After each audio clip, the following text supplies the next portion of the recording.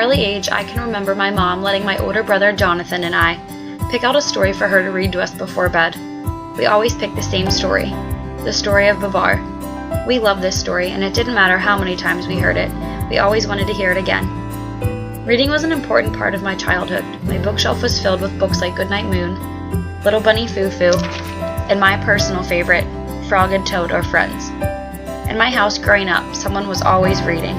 My mother was and is the biggest book lover in the family, and she was constantly modeling reading in our home. I always admired how much she loved reading, and she inspired me to love reading too.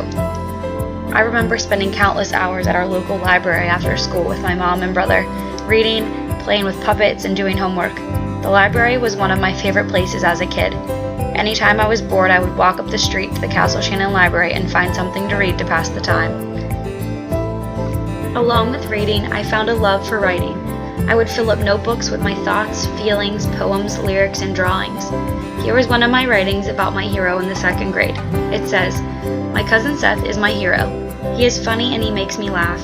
He makes me laugh when he puts on high heels and dances like a girl.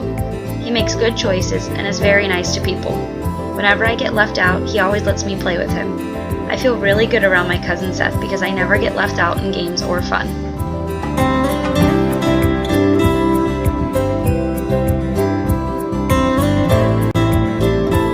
This is the only picture I found of me as a kid with books in hand, but you can see just how excited I was to receive 2 new books for my birthday.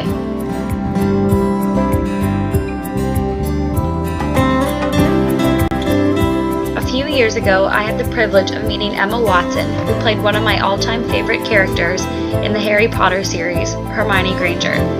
She was kind enough to sign my copy of The Deathly Hallows, which I gave to a friend as a birthday present. In my field experience at Jefferson Elementary my sophomore year, I was the star of the week where I was able to read my favorite book to the kindergarten class I was observing. I read them Frog and Toad Are Friends, which I mentioned before was one of my favorites as a kid. I hope, as a future teacher, my love for reading will inspire my students the way my mother inspired my brother Jonathan, my sister Grace, and I to love reading.